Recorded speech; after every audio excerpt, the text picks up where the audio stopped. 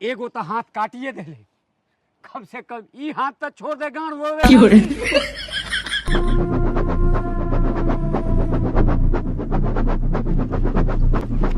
रुक जा गब्बर, सारे गांड में गोली मार दे।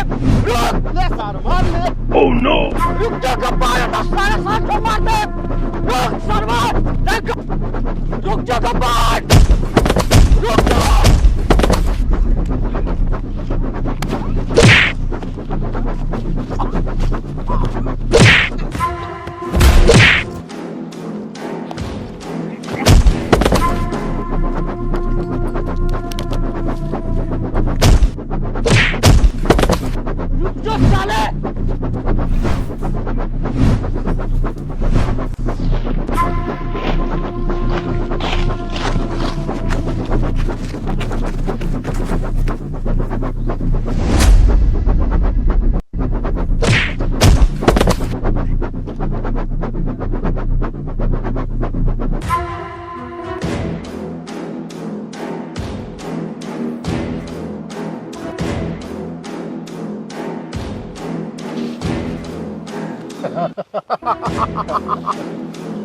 कारे ठाकुर सारे गड़ फटे।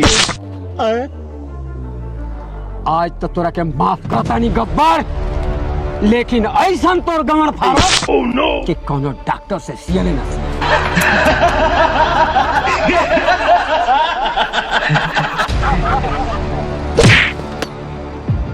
ले चल सारे के ले चल।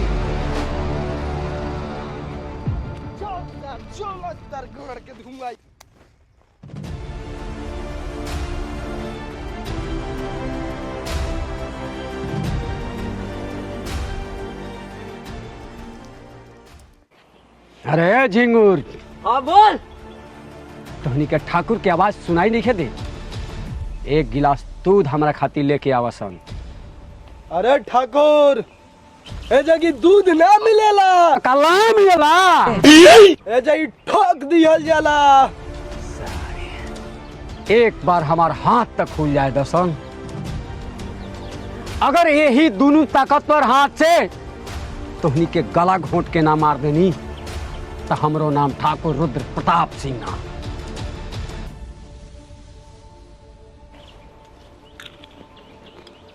ठाकुर बहुत घमंड बा तोरा ई हाथ पर, हम तो से ई दोनों हाथ ले ले रे। हमरा अपना ई दोनों हाथ पर ही घमंड ना गब्बर, हमरा अपना लौड़ा पर भी घमंड बा। बहुत गलत कैले रे ठाकुर, गब्बर के गाली बक के बहुत गलत कर दिया। तोरा ई दोनों हाथ पर बहुते घमंड बा, ये दोनों हाथ हमके दे दे ठाकुर। लाड़ ले ले, ये दोनों हाथ हमके दे दे ठाकुर। के माफ कर दे यार गब्बर, हमरा के माफ कर दे।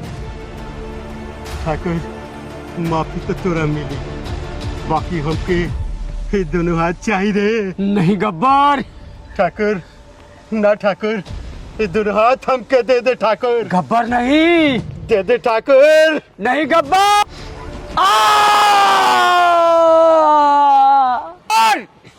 एगो हाथ तक काटिए दिले, कम से कम ई हाथ तक छोड़ दे गांड धोवे खातिर। ना ठाकुर, तोरा ई हाथ पर बहुते घमंड बा, हमरा इहो हाथ चाहिए ठाकुर।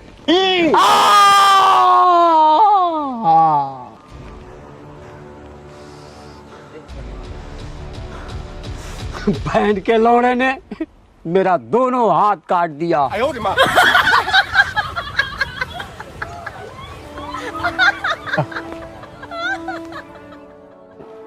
रामलाल, ए रामलाल। का ठाकुर साहब चैन से हगाऊ ना देम का? बोली का बात बा बोली। अरे हो के तो मोय महाकाल नहीं बड़ो, ताना उना मत मारी, बोली का बात बा? अरे कहत नहीं जो कुड़कुड़वा में से दुगो मुंह में डाल दो, गणिया में डाल दी।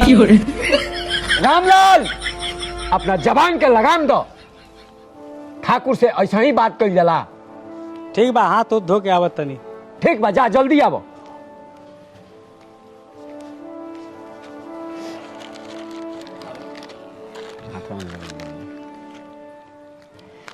ठाकुर साहब हमनी ऐसा गरीब के तो दबा सकता नहीं, बाकी गोबर सिंह के झांट ना रामलाल ओकर भी इंतजाम हम कर चुकल बानी।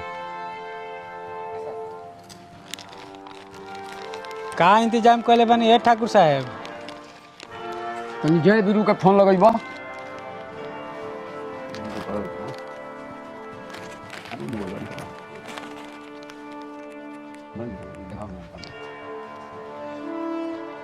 जय बीरू, हमरा खातिर एगो काम करबा लो का?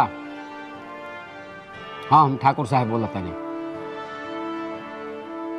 ठीक बा ठीक बा ठीक बा, काटा।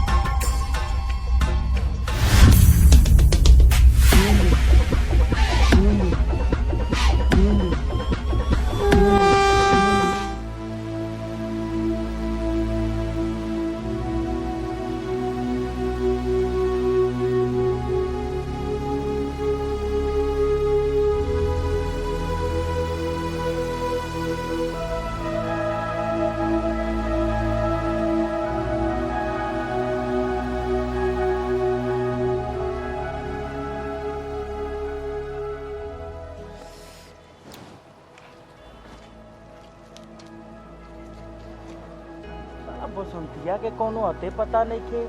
हमनी के सोचनी सन कि वहाँ जाएम सन तब बसंतिया आई, ओकर टांगा आई, आ ना यहाँ उ ससुरी बसंतिया लौकतिया आ ना ओकर टांगा लौकता। साला उ ससुरा ठकुरो के आता पता नहीं थे। तू कलार मोबाइल में लागल बड़ो। छोड़ ना यार, चल ना ठाकुर साहब के घर जेबे बा, पैदल चल चले के। चल चल का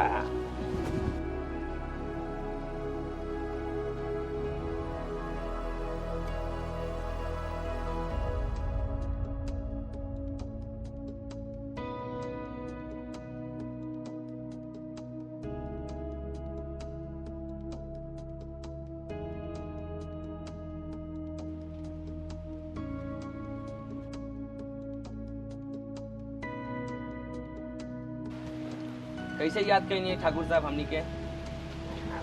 जय बीरू, तारा दोनों जन के नाम बहुत सुन ले बानी। धन्यवाद ठाकुर साहब। कैसे जरूरत पड़ गई ठाकुर साहब हमनी दोनों के? हमार एगो काम कर देवा लोग, बहुत बड़ा एहसान हुई तारा लोग के हमरा पर। ठाकुर साहब आज ले तो हमनी के बिना पैसा के एगो झरल झांट नहीं की सन उखड़ ले। बात रहला एहसान के, बिना पैसा के हमके कुछ ना करी ले सन। ठीक बा, पैसा तारा लोग के मिली। रामलाल आधा पैसा एडवांस दे दीहन, आधा पैसा काम कइला के बाद तारा लोग के मिल जाई। ठीक बा बीरू। ठाकुर साहब एगो बात पूछी रुआ से। पूछा। आखिर में काम का बा हमनी के? काम तारा लोग के इहे बा कि ये गांव में एगो हमार बहुत बड़ दुश्मन बा, जौना के नाम बा गब्बर। आ हमरा के उ गब्बर कौनो कीमत पर जिंदा चाहिए।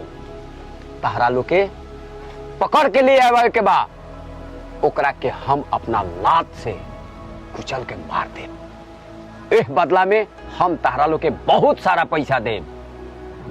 समझ के लो?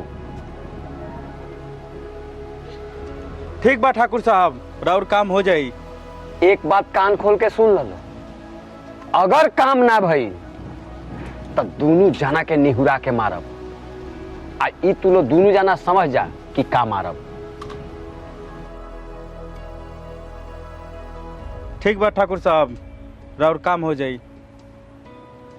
ठीक बा, जा लो।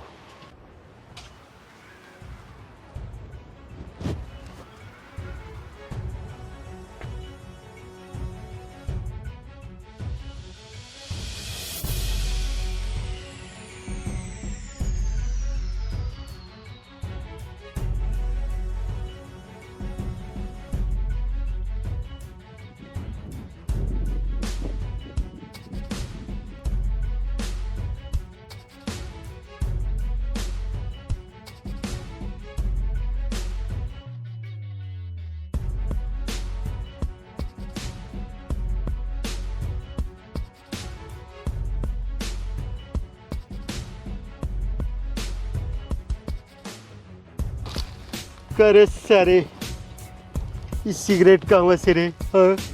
अरे सरदार इस सिगरेट हम ठाकुर से चुराई है। साला ठकुरवा आज भी सिगरेट पियला का रही है हाथ तो नहीं के दौड़ा से पी। गब्बर के सुबह वाला चाय पिया रे। चीनी तो खत्म हो गई बा उस्ताद, चाय के अलार में से बनी। रे सारे 20 दिन पहले 250 ग्राम चीनी ले आइल रहनी, गांड में घुसा लेना सन। चीनी तो चिमटी खा गई सब। जोरे कलिया चीनी लेके आओ। हम ना जाम सरदार, वो सरवा के दुकान पर पहले ही से उधार बा। और जो कॉलेज के लड़की आवेली सन, हम तो अलकतरा नियर पहले ही से HD क्वालिटी बा। हम ना जाए। अरे यार सरदार कितना बढ़िया बारन, अपने बेइज्जती अपने से करावेला। तू का झाट जनबा सरदार के बेइज्जती करवाए के आदत हो गई बा। बेइज्जती करेला था का हो गईल? कॉलेज के लड़की तो देखे के मिलेला ना है। और सरदार रुका सा हम ही लेके आवत बनी है।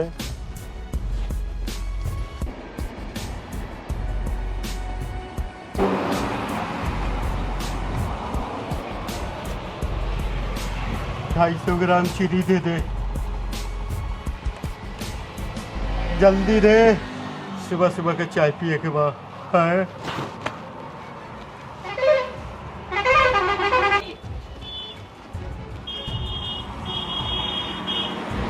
ससुरी जय बिरू के कॉल लगा। जय बिरू कहाँ बड़ा?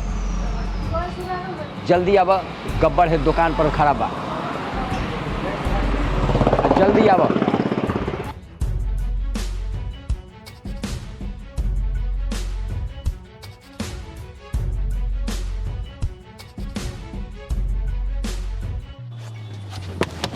चाय हमनियों के पिए पे।